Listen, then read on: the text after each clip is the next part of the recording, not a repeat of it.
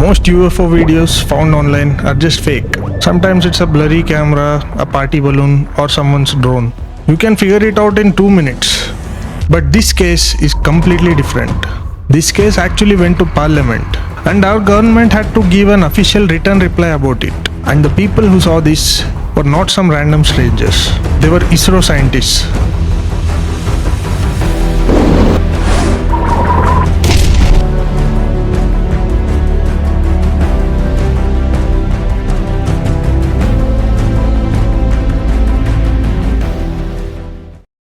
So this happened on September 27, 2004. A 5-member team from ISRO was camping in a Samudra Tapu valley in Himachal Pradesh. They were at 17,000 feet above sea level, and the nearest village was 70 kilometers away. So there was literally nobody else around. The team leader was Dr. Anil Kulkarni, who had been mapping Himalayan glaciers for 25 years. The other members were geologist Sunil Dar and Rajiv Kalia, SAC scientist Sushil Singh, and a few support staff.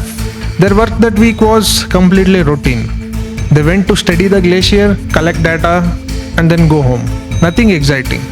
It was around 6:45 in the morning, and the sun was just coming up. The team was packing their tents to leave, when one of the staff members looked up at the ridge across the valley. He started shouting, "Sir, the snowman is coming." Everyone looked up. There was something on the ridge, moving down the slope toward their camp. It was not a person or an animal. It was some kind of solid object, around 3 to 4 feet. It had a cylindrical head, 2 balloon-like things on the sides, and it had 2 legs. It was walking down the slope exactly like a human walks. But the strange thing was, it was not touching the ground. It was floating a few inches above the ground. Kulkarni and Sunil pulled out their cameras and they started filming. The rest of the team started running toward the ridge to get a closer look. The moment the team started running towards it, the object stopped. It turned around and started climbing back up the slope at 70 degrees, going back exactly where it came from. It had seen them coming and changed the direction on its own. This went on for 40 minutes. The object kept moving across the ridges, and every time the team moved towards it, it would change the direction and move away. At one point, it came within 50 meters of the team, so everyone could see it very clearly. All 14 people at the camp witnessed this. Then it hovered above their camp for 5 to 6 minutes. Then its color changed from white to black when the sunlight hit it. Then went back to white again. And then it quietly shrank into a white dot and shot straight up into the sky. And it disappeared.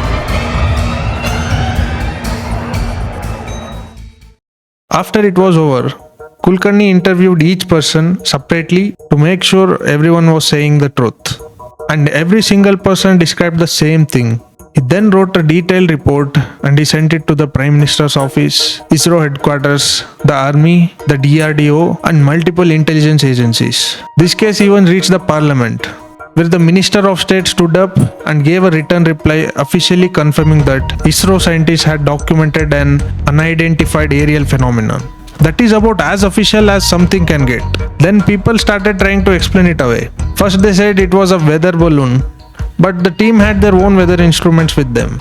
And the data showed the object was moving fast and directly against the wind. And the balloon definitely cannot turn around when someone runs towards it. Then they said it was a Chinese spy drone. In 2004, drones needed rotors or wings to fly.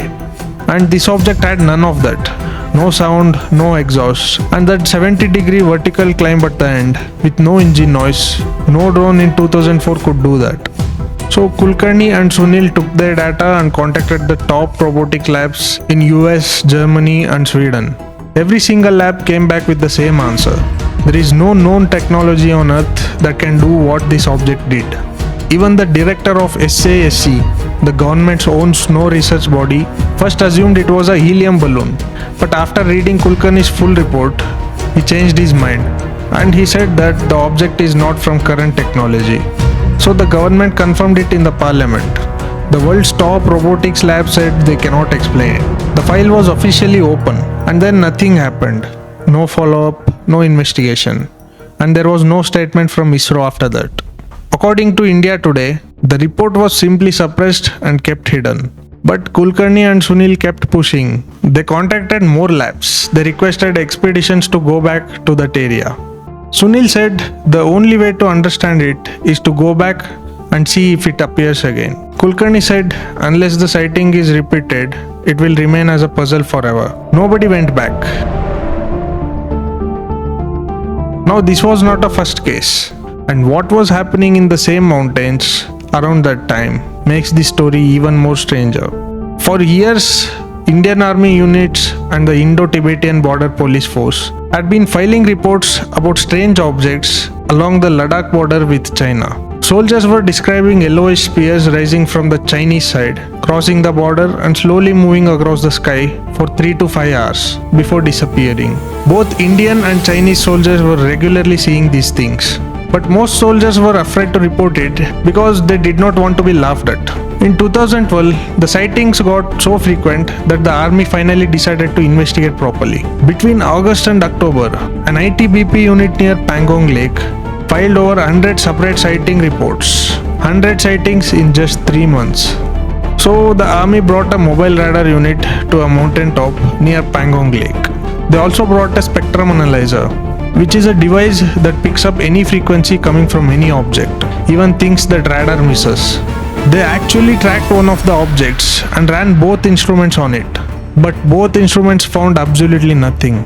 Zero signal, zero detection. Soldiers were watching the object with their own eyes, and the equipment was detecting nothing at all.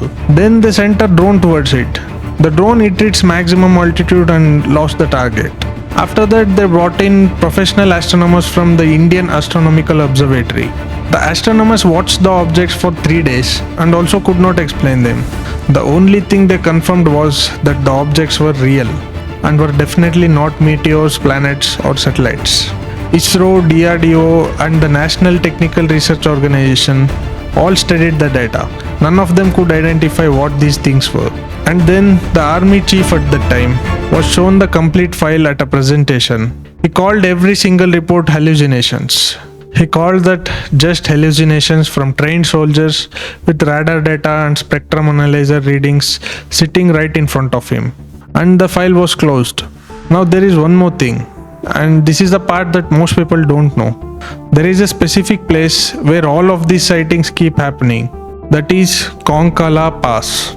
It is the region between India and China in eastern Ladakh. In October 1959, an Indian police party was sent to set up border posts in this area. Chinese soldiers attacked them. 9 Indian policemen were killed and 7 were taken prisoner. Indian media called it a brutal massacre of an Indian police party. And this incident was one of the main things that led to 1962 war. After all of that, both countries quietly agreed that neither side would patrol this specific zone anymore. No Indian soldiers or Chinese soldiers go there. It is a completely empty region between two countries. It is a blind spot both governments agreed to leave completely alone.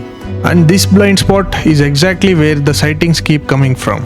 Now think about this. Both governments have full radar coverage of the entire border. Their own soldiers kept filing reports about the objects in the zone for years. The army brought specialized equipment, but still it did not detect anything. The army chief called documented radar data as hallucinations and closed the file. The ISRO report was suppressed. A government that has no idea what is there does not behave like this. But a government that already knows what is there can behave like this to hide the truth. The government confirmed it happened on the floor of parliament and then decided it was not worth looking into. So there is no proper closure for this case and it's left unsolved.